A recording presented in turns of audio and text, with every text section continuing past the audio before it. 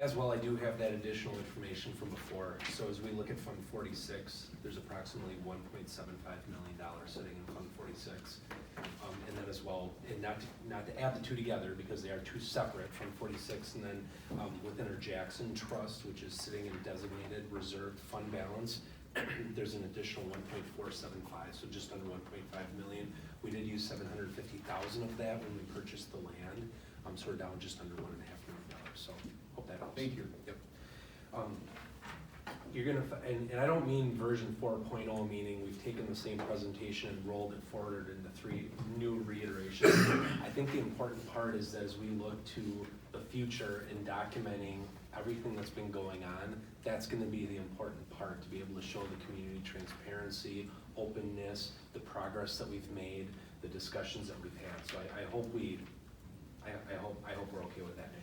Very quickly, and I think Dave, Don, and I are all gonna kind of jump in and grab different things. I'm very, very briefly gonna go over what happened back in November, December 2nd. Let's take a look at January 20th, because that's when we had our last discussion. There were some questions that came about. I wanna reiterate where we were at with those questions that were presented. Briefly, let's talk about Barton. There's $520,000 there. We have a few different things that we can do with that, and should we be planning something for that? Should it be strategic?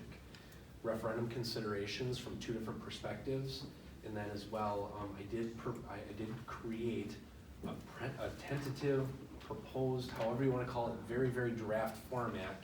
What does it look like if we did have a November referendum? So it's calendar, and then just some next steps that we've laid out.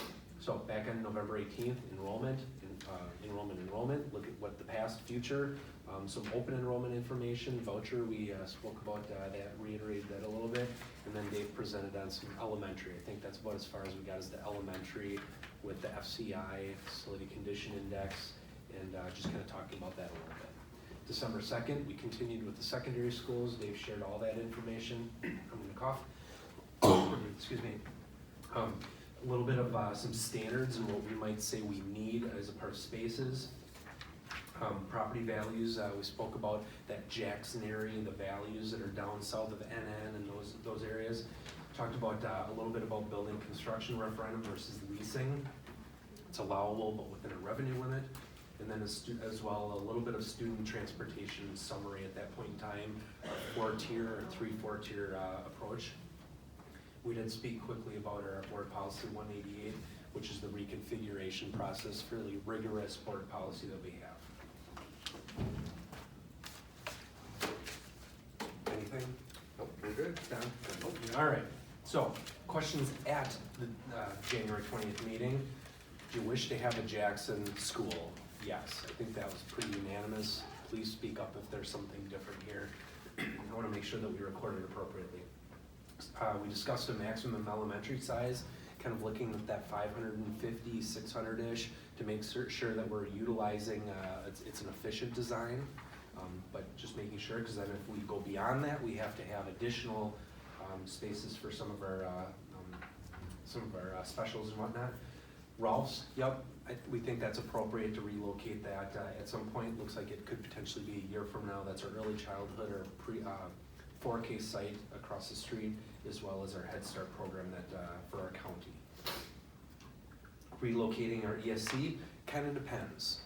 Maybe on some values of this, how marketable this property might be, if we could relocate and utilize some existing space within another facility. So it depends, but I think we need to keep that in mind. Finally, thoughts on high school projects, bring that back. So for a little bit more discussion, we'll talk about that a little bit tonight, as we had that wonderful rendering, the high school library project. Let's talk about that a little bit more.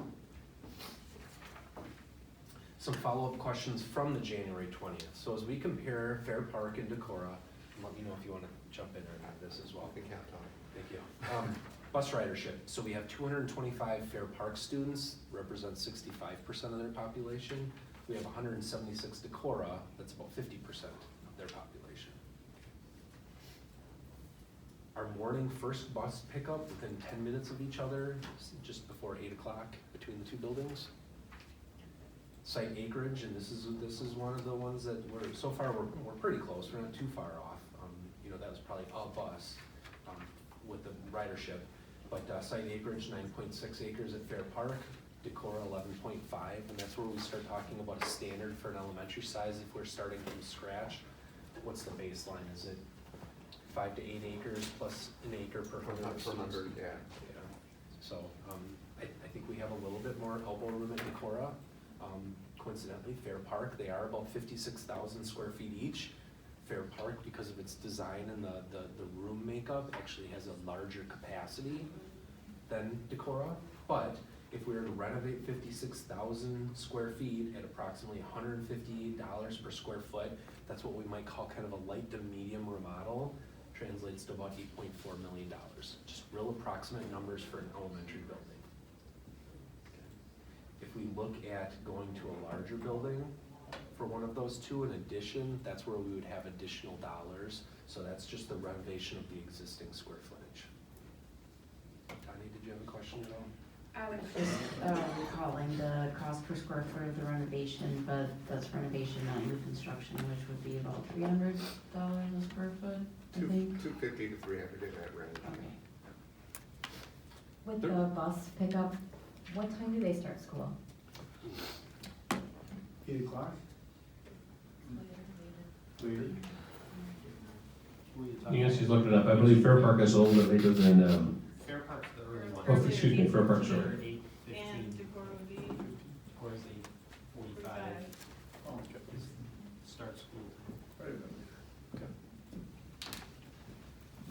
There was a question on boundaries and whatnot, so I did try to do a little narrative, and then I found, and now it's giving me that. There we go. There we go. This is a Google map. We have it out on our website, so there's a link. And this describes, so I think we're talking about between this area where it kind of jets in and comes down, as opposed to then Decorah. So this is Fair Park, correct? Correct.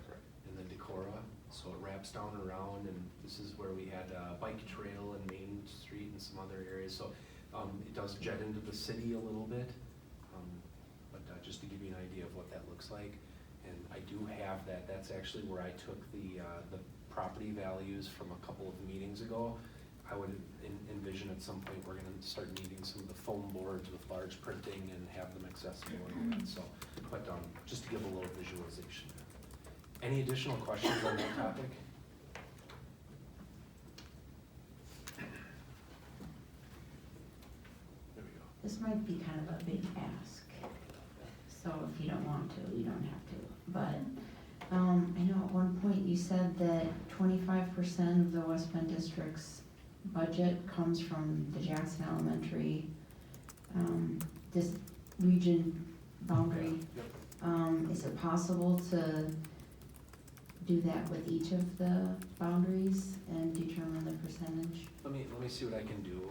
What I ended up doing for that, I probably cheated just a little bit, because I took kind of an average by municipality, an average square footage, and so a city square mile is totally different than an agricultural square mile. It was a little bit easier for the Jackson area because it's a little bit more defined, and I was able to do that a little more simple, but let me see what I can do Okay, at some point. okay, thanks. Thank Yeah, you. don't. Yeah, Jordan, this one. You're on a roll. Yeah.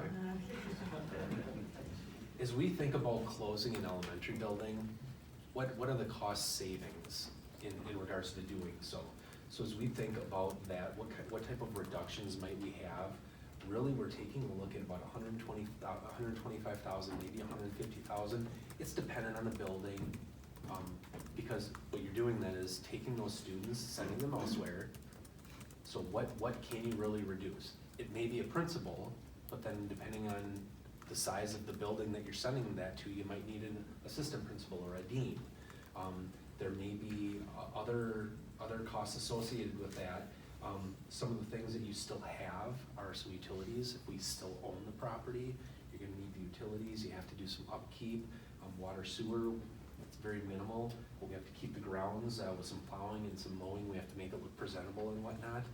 So just a heads up on that. However, again, some of the custodial things, much like you're sending more students, if you're sending another 100 students, they're needed. Custodials is and other staffing are needed, other logistical expenses are needed elsewhere.